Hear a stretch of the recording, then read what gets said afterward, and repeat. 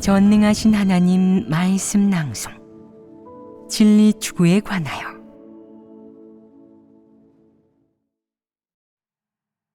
어떻게 진리를 추구해야 하는가? 15.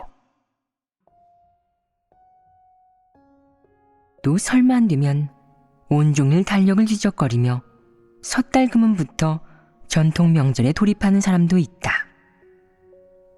매일 무엇을 먹고 입을지, 금기는 무엇인지, 전통 풍습에서 전해지는 생활 방식과 금기를 엄격하게 지킨다.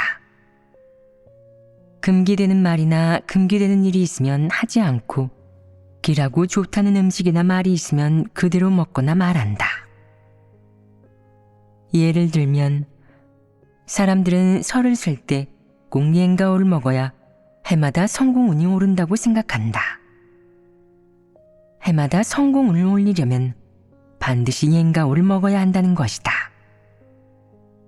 어떤 큰일이 있든 얼마나 바쁘고 피곤하든 본분 이행에 어떠한 특수한 상황이 생겨 시간을 낼 수 있든 없든 집에서 옌가오를 빚을 시간이 없으면 나가서라도 사 먹어야 한다. 오로지 좋은 운수를 위해서 말이다. 그 밖에 설을 쓸 때마다 꼭 생선을 먹는 사람도 있다. 그 속뜻은 해마다 넉넉하게 보낸다는 의미이다. 생선을 안 먹으면 1년 내내 가난에 시달릴 것이기에 생선을 사지 못하면 나무 물고기라도 구해서 테이블 위에 올려놓는다. 옌가오도 먹고 생선도 먹어서 해마다 성공운이 오르고 넉넉해야 하는 것이다. 이렇게 하는 것은 한편으로는 좀 더 풍족하고 더 나은 생활을 하면서 한 해를 순탄하게 보내기 위함이며, 다른 한편으로는 사업이 성공하고 장사로 떼돈을 벌기를 바라는 것이다. 또한 설을 쓸 때는 덕담을 해야 한다. 예를 들어 사에는 죽음의 의미가 있고 오에는 없다는 의미가 있기 때문에 사나 오를 말하지 말고 대신 육이나 팔을 말해야 한다. 육은 만사가 순조롭다는 의미가 있고 팔은 돈을 번다는 의미가 있다. 이런 덕담을 해야 함은 물론 직원이나 가족, 친척, 친구에게 세뱃돈을 줘야 한다. 세뱃돈의 속뜻은 돈을 번다는 의미이다. 세뱃돈을 많이 줄수록 돈을 많이 번다는 속뜻이 있다. 세뱃돈은 사람뿐 아니라 집의 고양이나 개에게도 줘야 한다.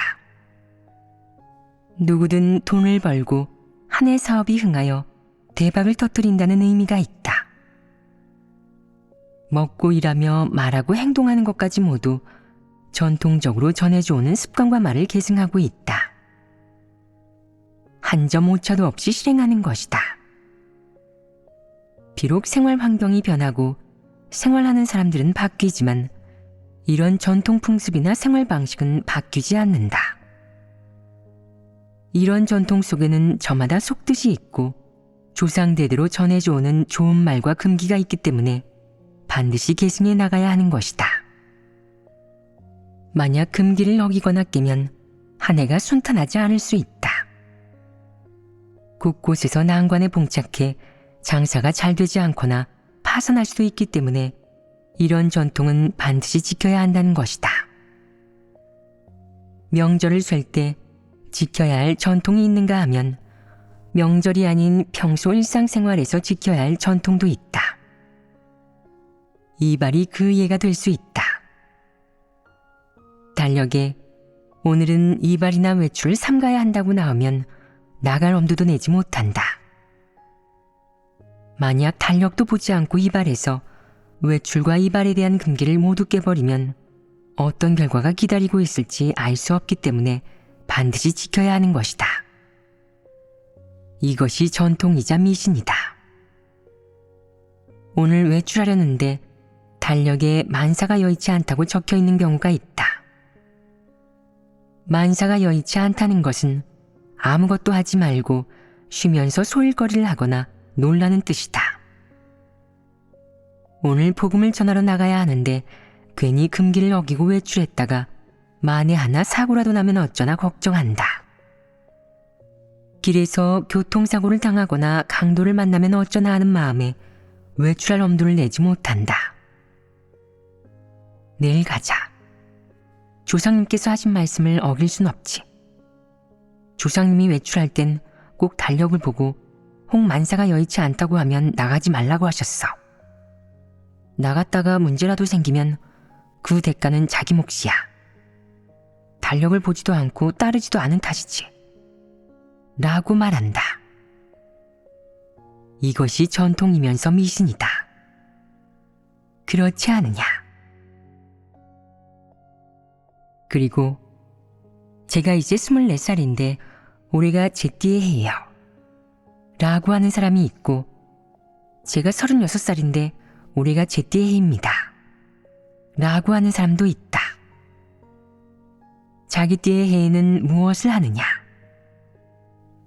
붉은 내복을 입고 붉은 허리띠를 맵니다. 입어본 사람이나 매본 사람이 있느냐? 붉은 허리띠를 메고 붉은 내복을 입은 소감이 어떠냐? 한 해 잘 살았다는 느낌이 들더냐? 액을 면했느냐? 저의 해에 붉은 양말을 신었었는데 결과적으로 그의 시험을 망쳤습니다. 그렇게 신으면 운이 좋을 거라는 말처럼 되지는 않았습니다. 붉은 양말을 신어서 망친 것이 아니냐? 신지 않았다면 혹시 시험을 잘 보았을 수도 있지 않았겠느냐? 입고 안 입고와는 상관이 없습니다. 그렇게 보는 것이 옳다. 입고 안 입고와는 무관한 것이다. 이것은 전통이면서 미신이다. 지금 내가 자기 띠의 해라는 개념을 받아들이든 그렇지 않든, 혹은 이런 전통을 계승해 나가려는 마음이 있든 없든, 결국 이 전통의 사상과 말은 사람의 마음에 어느 정도 각인되어 있다. 예를 들면 내 띠의 해에 사고를 당하거나 특수한 일을 당해 정말 순탄치 않고 되는 게 없는 한 해를 보낸다면 너는 이렇게 생각하지 않을 수 없을 것이다. 올해는 정말 안 풀리네. 생각해보니 그러네. 올해는 나의 해인데 다들 자기 띠의 해엔 조심하라고 하잖아. 금기를 깨기 쉽다고. 전통에 따라 빨간 옷을 입어야 하지만 난 하나님을 믿어서 안 입었지. 그런 말을 믿지도 않았고. 그런데 생각해보면 올해 일이 그다지 안 풀렸거든. 그럼 이런 일은 어떻게 피할 수 있을까? 어쩌면 내년에는 좋아질지 몰라. 너는 무의식적으로 올해 겪은 특수하고 좋지 않은 일을 조상이나 가정에서 교육받은 자기 띠의 해라는 전통적인 말로 귀결시킬 것이다. 그런 말로 올해 내가 겪은 이런 특수한 일을 검증하는 것이다. 그 특수한 일의 배경에 있어야 할 진상과 본질은 제쳐두고, 또한 이 일을 대할 때 내가 가져야 할 태도나 배워야 할 공간은 제쳐두고 무의식적으로 올해가 특수한 해라고 생각하고는 일어난 모든 일을 자기 띠의 해와 연관시킬 것이다. 그러고 나서 올해 내게 애군이 올 거야. 올해는 내게 복이 올 거야. 라고 생각할 것이다. 이런 생각은 가정의 교육과 어느 정도 관련이 있다. 이런 생각이 옳고 그름을 떠나서 자기 띠의 해와 관련이 있느냐? 아무 관련이 없다. 그럼 이 일을 바라보는 내 시선과 관점은 올바르냐? 올바르지 않습니다. 올바르지 않은 이유가 무엇이냐? 가정이 내게 주입한 전통사상의 영향을 어느 정도 받았기 때문이 아니겠느냐? 이런 전통사상이 내 마음을 선점하고 나면 일이 생겼을 때 내가 우선적으로 보이는 반응은 그런 전통사상 관점으로 그 일을 바라보는 것이다. 이런 일을 바라볼 때 하나님이 요구하는 관점이나 마땅히 가져야 할 사상 관점은 제쳐둔다. 그럼 결국 내가 그 일을 바라본 결과는 어떻게 되겠느냐? 올해는 순탄하지 않다. 재수없다. 되는 일이 없다고 느낄 것이고 의기소침하고 소극적인 방식으로 그 일에 대항하고 반발하며 그 일을 회피하고 거부할 것이다. 그렇다면 내게 이런 정서와 사상관점이 생기는 원인은 가정이 주입한 그런 전통사상과 관련이 있지 않겠느냐? 이 일에서 사람이 내려놓아야 할 것은 무엇이냐? 이런 일을 판단하는 관점과 입장이다. 올해는 재수없다. 순탄하지 않다. 되는 일이 없다. 혹은 어떤 금기를 어겼다. 전통적인 방식으로 하지 않아서 이런 일이 생겼다. 등의 관점으로 바라보지 말고 이런 일을 하나하나 살펴봐야 한다. 먼저 최소한 피조물의 관점으로 이런 일을 바라봐야 한다. 이런 일이 좋은 일이든 나쁜 일이든 뜻대로 되든 되지 않든 사람에게 순탄해 보이든 재수없어 보이든 모두 하나님에게서 비롯된 것으로 하나님이 안배한 것이고 하나님의 주제라고 말해야 한다. 이런 관점과 입장으로 이런 일을 바라보게 되면 유익이 있지 않겠느냐? 첫 번째 유익은 무엇이냐? 내가 하나님으로부터 받아들이면 어느 정도 순종하는 마음 자세를 갖게 된다. 두 번째 유익은 뜻대로 되지 않는 일에서 공과를 배우고 그에 대한 수학이 있을 것이다. 세 번째 유익은 뜻대로 되지 않는 일에서 너는 자신의 부족함과 결핍, 폐괴의 성품을 인식하게 된다. 네 번째 유익은 뜻대로 되지 않는 일에서 너는 회개하고 돌아서서 과거의 사상관점, 삶의 방식, 하나님에 대한 숱한 오해를 내려놓고 하나님에게로 돌아와 순종하며 하나님의 지배를 받아들이게 된다. 그것이 하나님의 형벌과 심판일지라도 그것이 너에 대한 하나님의 채찍질과 징계, 징벌일지라도 너는 순종하고자 할 것이다. 남을 원망하지 않고 전통사상이 주입한 관점과 입장으로 돌아가지 않고 피조물의 관점으로 모든 일을 바라볼 것이다. 이렇게 되면 내게 너무나도 많은 유익이 있는 것이다. 이 모든 게 유익이 아니겠느냐?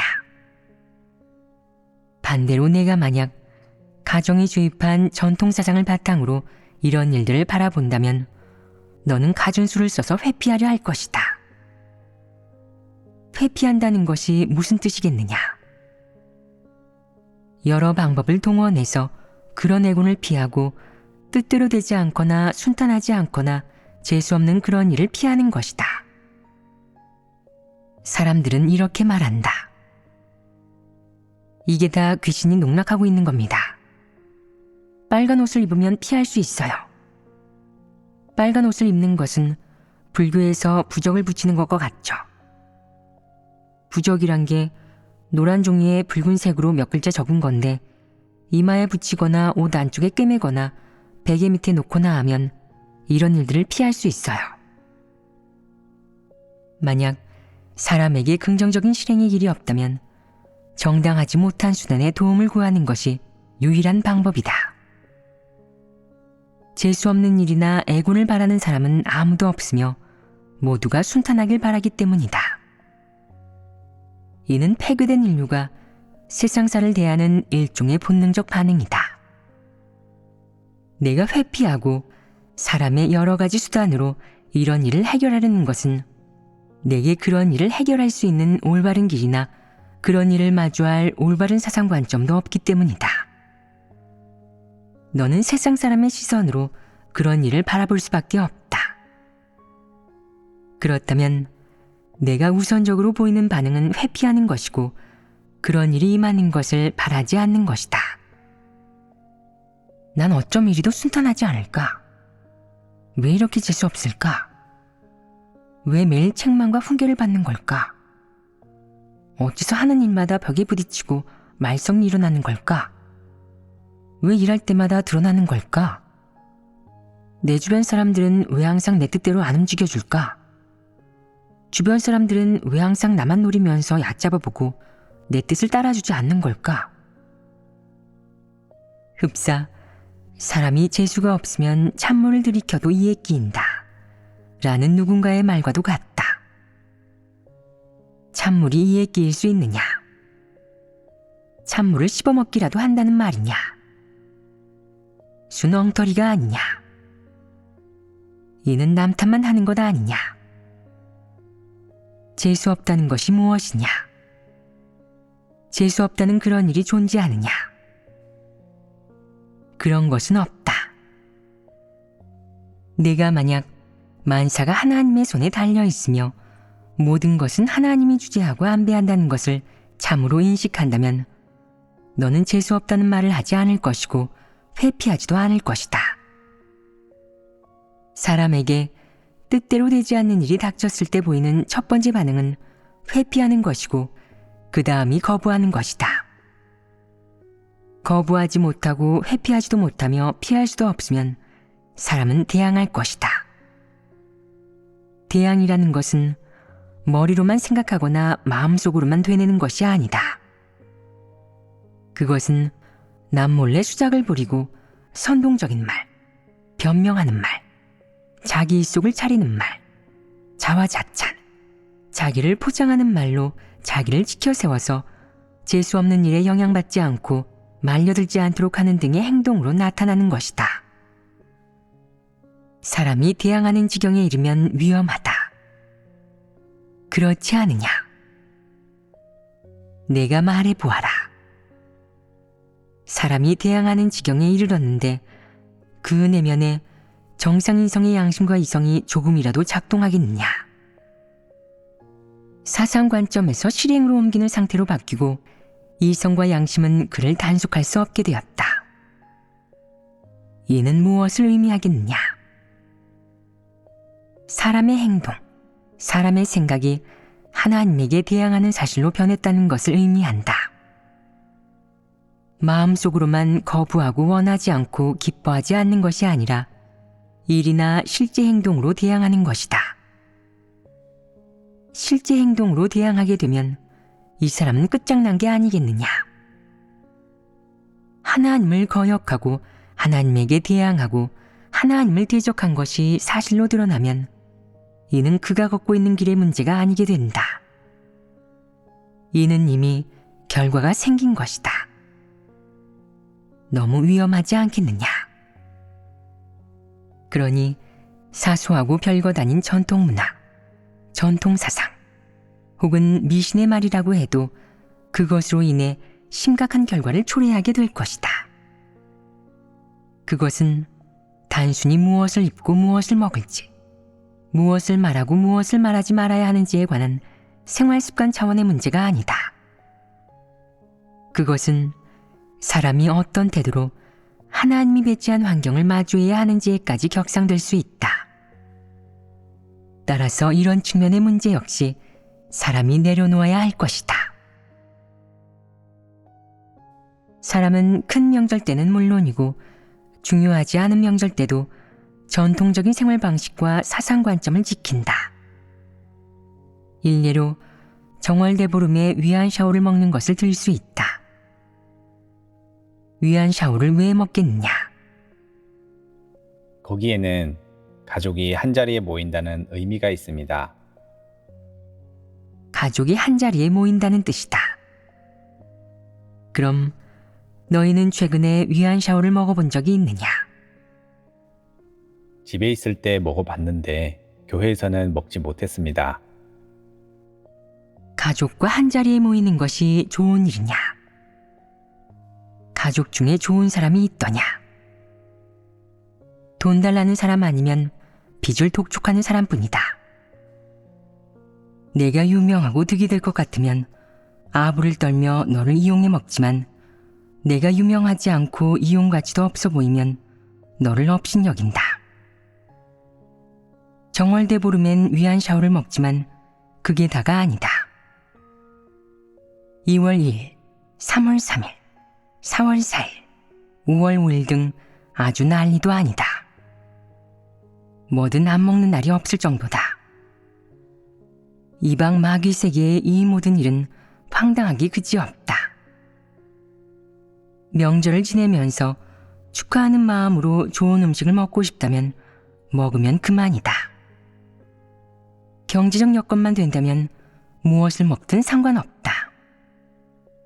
다만 시답지 않은 수작은 부리지 말라는 것이다. 옌가오를 먹는 것은 해마다 성공운이 오르기를 바라서이고, 생선을 먹는 것은 해마다 넉넉하게 보내기 위함이며, 위안샤오를 먹는 것은 가족이 한자리에 모이기 위해서라는 등의 수작말이다. 중국인은 또 중주를 만들기도 하는데 중주는 왜 먹겠느냐? 해마다 각종 명절을 지낼 때면 교회의 일부 사려 깊은 사람들이 때에 맞춰 명절 음식을 사오는데 그중 하나가 중주다. 중주를 왜 먹느냐고 물으면 이렇게 대답한다. 음력 5월 5일이 되었으니 단오절을 세려고요. 중주가 맛있긴 하지만 왜 굳이 이 명절을 지내야 하는지 모르겠다. 이 명절이 사람의 삶이나 운세와 무슨 상관이 있는지에 관해서는 연구나 조사를 해보지 않았으니 알 수 없지만 듣기론 어떤 사람을 기념하기 위해서란다.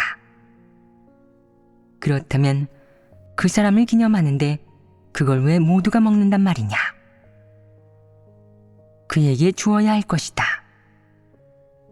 그를 기념하고 싶다면 중주를 산 사람한테 줄 게 아니라 그의 무덤이나 영정 앞에 놓아두어야 할 것이다. 이는 산 사람과는 무관한 일이다. 그런데 산 사람이 대신 먹는다니 어처구니가 없다. 나는 이런 명절과 명절 음식에 대해서는 이방인을 통해 전해 듣다 보니 구체적인 내용은 잘 모른다. 몇몇 자세한 내용은 나중에 교회 사람들을 통해 알게 되었다. 단오절엔 중주를 먹고 설을 셀 땐 옌가오를 먹는다는 건 말이다. 서양인은 추수감사절에 칠면조를 구워 먹는다. 왜 칠면조를 먹겠느냐? 뉴스를 보니 추수감사절에 칠면조를 먹는 것은 감사의 의미가 있고 이는 하나의 전통이라고 한다. 서양에는 명절이 또 하나 있는데 바로 성탄절이다. 성탄절이 되면 트리를 꾸미고 다들 새 옷을 입는다. 이건 역시 하나의 전통이다. 또 서양인들은 이 명절에 듣기 좋은 말, 부드러운 말, 축복하는 말을 해야지 저속한 말, 험악한 말을 해서는 안 된다. 이런 것은 동양인의 덕담과 같은 것으로 금기를 깨면 한 해가 순탄하지 않으니 어기지 말라고 한다. 서양인의 추수감사절이나 성탄절은 특별히 좋은 것을 먹는 날이다. 그리고 이렇게 좋은 음식을 먹을 때는 이야기를 하나 지어낸다. 결국 정리하자면 사람은 좋은 음식을 먹기 위해 명분이라고 내세울 만한 구실을 찾은 다음 당당하게 집에서 며칠 쉬면서 실컷 먹고 마시며 살을 찌우는 것이다. 그러다 헌혈을 하면 피에 기름기가 너무 많아서 헌혈하기에 적합하지 않네요. 라는 말을 듣는다. 피에 기름기가 많은 것은 고기를 너무 많이 먹어서 그런 것이다. 좋은 것을 먹고 마시기 위해 전통 명절을 지내는 것은 노인에서 젊은이까지 대대로 이어져 내려오면서 전통이 되었다. 이런 전통의 이면에 주입된 사상관점, 그리고 미신과 관련된 말들은 노인에게서 다음 세대로 전해 내려간다. 미신에 해당하는 말에는 또 무엇이 있느냐? 방금 얘기한 눈꺼풀 떨림은 자주 나타나는 증상 아니더냐? 내가 저는 자주 눈꺼풀이 떨려요 라고 하면 사람들은 묻는다. 어느 쪽이 떨리는데요? 왼쪽이라고 하면 괜찮아요. 왼쪽 눈이 떨리면 재물이 들어오고 오른쪽 눈이 떨리면 재난이 닥친다잖아요. 라고 말한다. 이 일이 이루어졌느냐? 왼 눈이 떨리면 정말 재물이 들어오더냐? 돈이 생기더냐? 그럼 오른 눈이 떨릴 때는 화를 당했느냐? 이런 경우는 없었느냐? 왼 눈이 떨렸는데 화를 당해 나쁜 일이 생긴다거나 오른 눈이 떨렸는데 좋은 일이 생기는 경우 말이다. 너희는 이런 일을 믿느냐? 믿지 않습니다. 어째서 믿지 않느냐? 눈꺼풀이 왜 떨리느냐? 눈꺼풀 떨림 증상을 해결하는 민간요법은 없느냐? 방법이 없느냐? 흰 종이를 붙인다. 어느 쪽이든 눈꺼풀이 떨릴 때 달력이나 책에서 흰 종이를 한 장 찢어 눈꺼풀에 가져다 붙이는 것이다. 단, 다른 색은 안 된다. 여기에서 흰 종이는 무엇을 의미하느냐? 떨려봤자 소용없게 만드는 것이다. 어떤 나쁜 일도 일어나지 않게 말이다. 이 방법이 어떠냐? 정말 기가 막힌 방법이 아니냐? 이렇게 하면 괜찮아지겠느냐? 이것을 확실하게 설명할 수 있겠느냐? 왼쪽 눈이 떨리면 재물이 들어오고 오른쪽 눈이 떨리면 재난이 닥친다 라고 하지만 기라든 흉하든 눈꺼풀이 떨리는 증상에 대해서는 속설이 있지 않더냐? 다음과 같은 경우가 있지 않겠느냐? 너는 오른 눈이 떨리자 안 좋은 일이 일어날 것 같은 예감이 들었다. 하지만 떨림이 멈추고는 그 일을 잊고 있었는데 사나흘 후 안 좋은 일이 생긴 것이다. 이를 수습하고 나니 불현듯 이런 생각이 든다. 거봐, 눈떨림에 관한 말이 맞아. 왜냐고? 며칠 전에 오른 눈이 정말 떨렸거든. 그 후에 이런 일이 일어났지. 이 일이 지나가고 나니 이젠 안 떨리잖아. 이런 경우가 있지 않겠느냐? 너는 밝게 알지 못하는 일에 대해서는 감히 말도 꺼내지 못한다. 그 일을 부정하지도 못하고 그 사실을 인정하지도 못하는 것이다. 그 화제를 피할 수 없으니 말해보라고 해도 똑바로 말하지 못한다. 속으로는 그렇게 된 거라고 생각하면서도 입으로는 그건 미신이니 믿을 수 없습니다. 모든 것은 하나님께 달려있죠. 라고 말한다. 너는 믿지 않지만 그 일이 들어맞았고 이렇게나 신통하다. 이 일을 어떻게 해석할 것이냐? 여기에 관한 진리와 본질을 깨닫지 못하면 똑바로 설명하지 못할 것이다. 또 입으로는 미신이라며 부정하겠지만 마음속으로는 두려워할 것이다. 그것이 정말로 들어맞을 때도 있기 때문이다. 예를 들면 이렇다. 어떤 사람이 교통사고로 죽었는데 사고가 나기 전에 그 사람 아내의 오른 눈이 무척 심하게 떨렸다. 밤낮으로 계속 떨렸는데 남들이 그녀의 떨리는 눈꺼풀을 알아볼 정도였다. 얼마 지나지 않아 그녀의 남편은 교통사고로 목숨을 잃었다.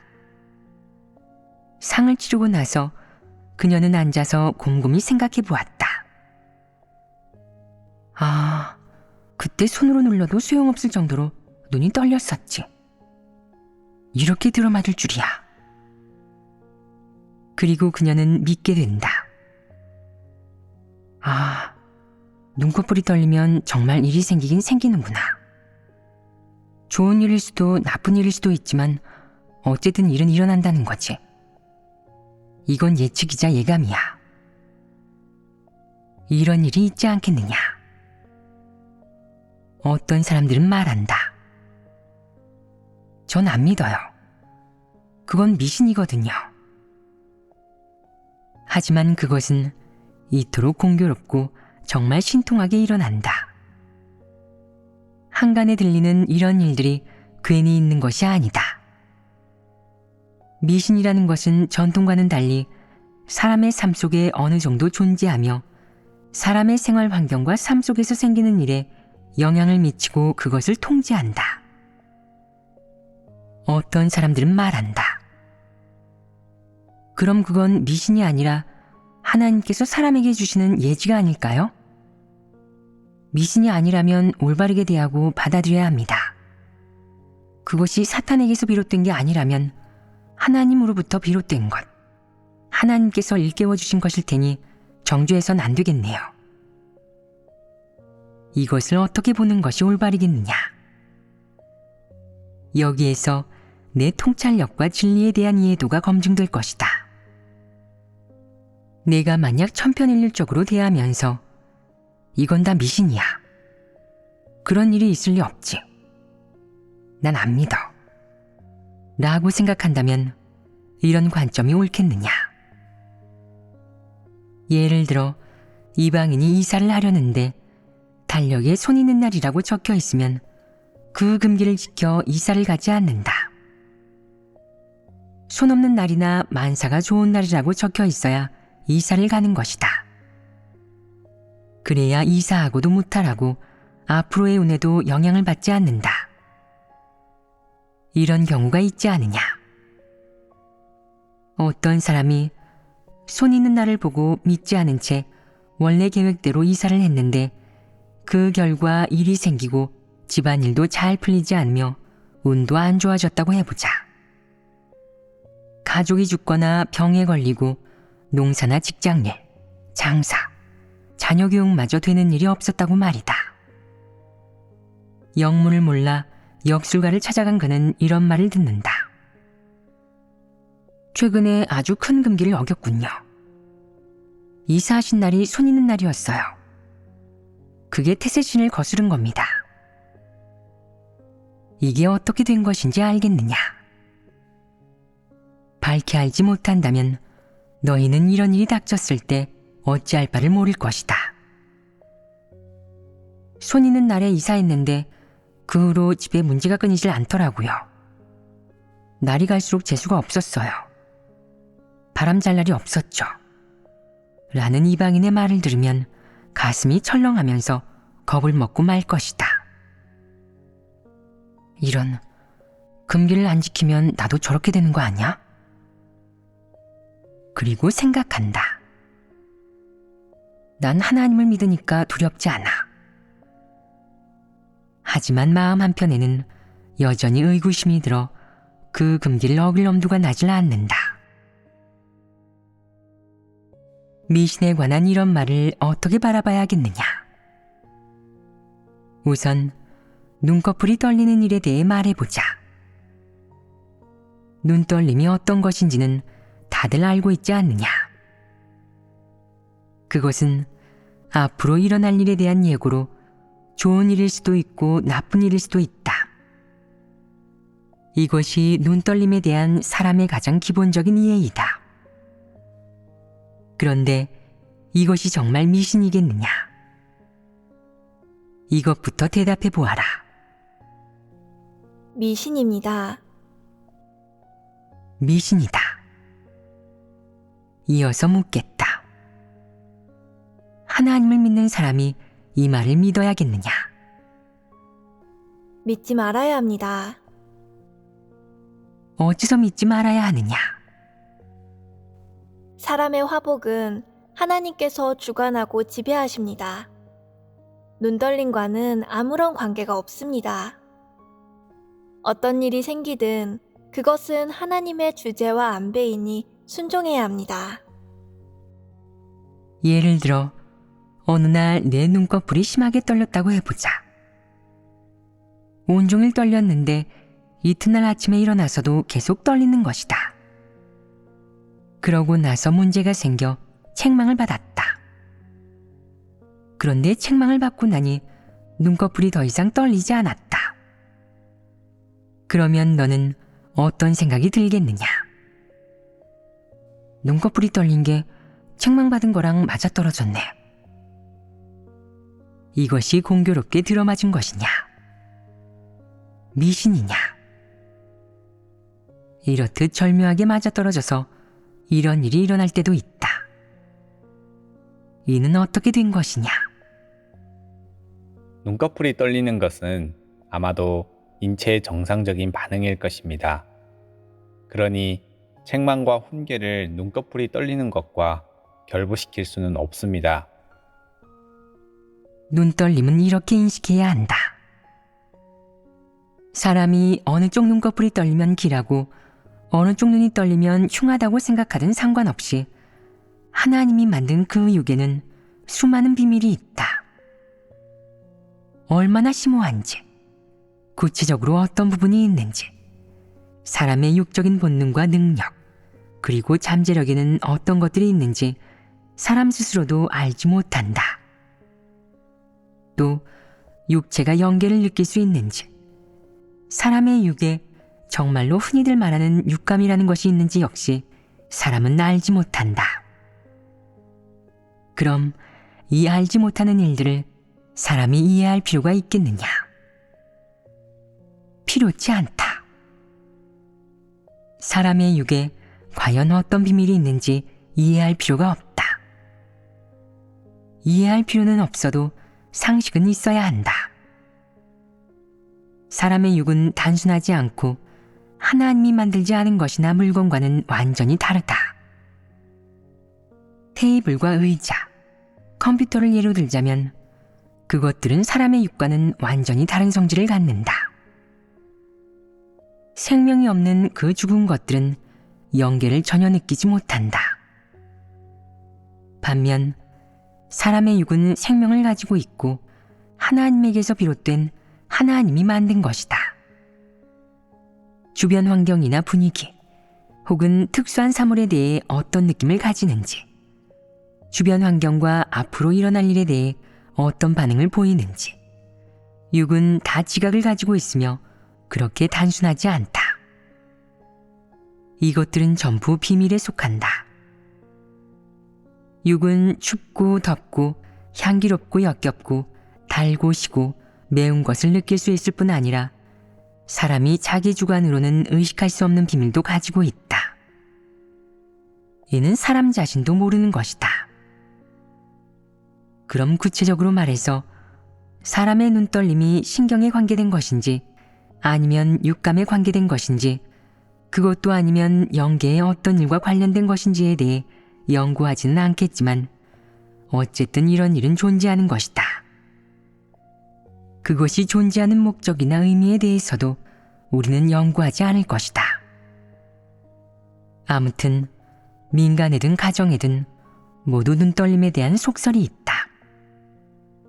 그 속설이 미신이든 아니든 결국 그것은 생활 환경에서 어떤 일이 일어나기 전에 인체에서 나타나는 하나의 신호이다. 그렇다면 이 현상은 미신에 속하겠느냐, 전통에 속하겠느냐, 아니면 과학에 속하겠느냐? 그 일은 연구할 방법이 없다. 이는 심오한 일이다. 어쨌든 인간은 상고시대부터 오늘날까지 수천 년 동안 실생활 속에서 사람의 눈떨림은 신변에서 곧 일어날 일과 어느 정도 관련이 있다고 결론지었다. 이 관련성이 과연 재물과 운에 관련된 것인지 아니면 사람의 어떤 일에 관련된 것인지는 연구할 방법이 없다. 이 역시 비밀이다. 왜 비밀이라고 하겠느냐? 많은 일이 물질세계 이외의 영계와 연관되어 있으며 내게 알려준다고 해도 너는 볼 수도 느낄 수도 없기 때문이다. 그래서 비밀이라고 하는 것이다. 이런 일은 사람이 볼 수도 느낄 수도 없는 비밀이지만 몸이 경고하고 예지하는 것 같은 느낌이 든다면 어떻게 대해야겠느냐? 가장 간단한 방법은 신경 쓰지 않는 것이다. 그것이 내 재물이나 운과 관련된다고 믿을 필요는 없다.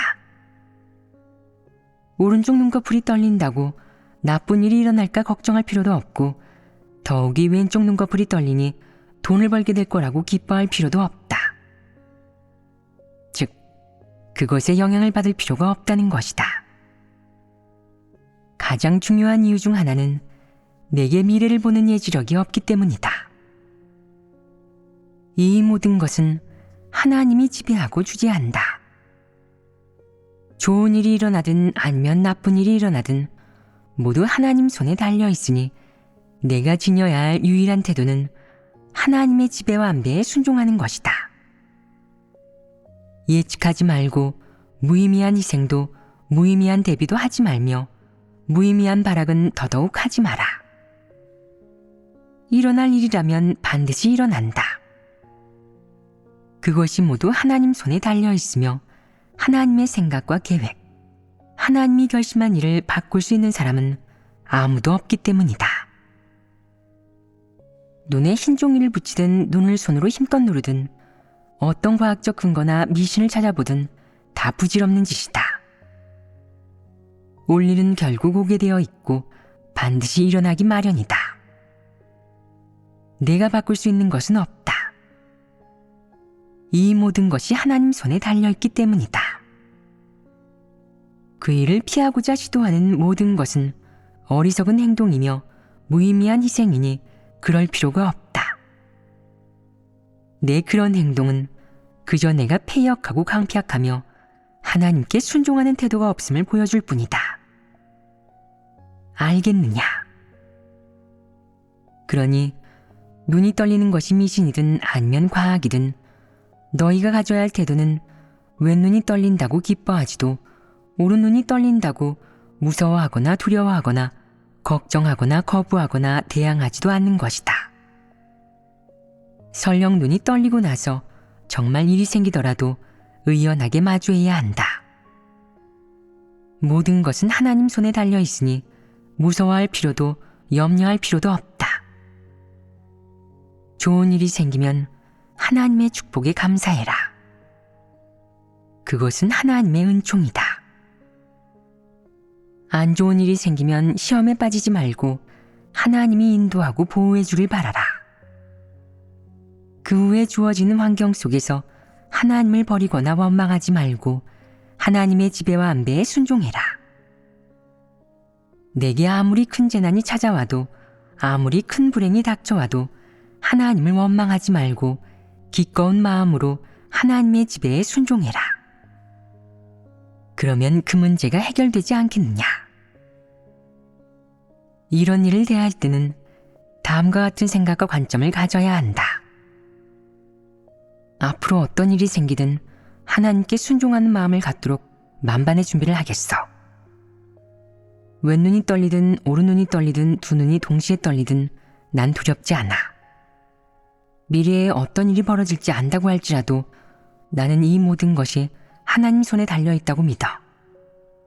어쩌면 이건 내게 곧 무슨 일이 생길 거라고 알려주시는 하나님의 방식일지도 몰라. 또 육이 본능적으로 보이는 반응일지도 모르고. 하지만 어쨌든 난 하나님께 순종할 준비가 돼 있어. 이 일로 내가 받을 피해나 손실이 얼마나 되든 하나님을 원망하지 않고 기꺼이 순종하겠어. 이것이 사람이 가져야 할 태도이다. 사람이 이런 태도를 갖게 되면 가정에서 교육받은 눈떨림에 대한 속설이 미신인지 과학인지 개의치 않게 된다. 그게 미신이든 과학이든 상관없어. 남들이야 생각하고 싶을 대로 생각하라지. 아무리 눈에 종이를 갖다 붙이라고 해도 난 안 붙일 거야. 너무 심하게 떨리면 그때 가서 잠깐 붙여도 돼. 라고 말이다. 누군가 내게 눈이 그렇게 떨리는데 당분간 조심하셔야겠어요. 라고 말한다고 해보자. 조심한다고 피할 수 있겠느냐? 복이든 화든 피할 수 없다. 복이어도 받아들이고 화여도 받아들여야 한다. 이것이 바로 욥과 같은 태도이다. 만약 복이라서 받아들인다면 왼눈이 떨릴 때는 기뻐하고 오른눈이 떨릴 때는 화를 낼 것이다. 왜 자꾸 떨리고 난리야? 끝날 기미도 없이 떨리네. 저주 기도를 해야겠어. 오른쪽 눈이 안 떨리고 애곤이 멀리 떠나게 해달라고 말이야. 이는 하나님을 믿고 따르는 사람이 가져야 할 태도가 아니다. 하나님이 그렇게 하기로 결심하지 않았는데 하나님의 허락 없이 애군과 악마가 감히 너를 찾아올 수 있겠느냐? 물질 세계와 영계 모두 하나님이 주관하며 모두 하나님이 주재하고 안배한다. 귀신이 무슨 짓을 하려고 하든 하나님의 허락 없이 내 머리카락 한 올이라도 건드릴 수 있겠느냐? 그럴 수 없지 않겠느냐? 그것이 너를 건드리거나 해치고 싶다고 한들 하나님이 허락하지 않는다면 엄두도 낼 수 없다. 하나님이 그의 주변의 환경을 만들어 뜻대로 풀리지 않게 하고 문제가 생기게 하여라 라고 허락하면 귀신은 기뻐하며 내게 수작을 부릴 것이다.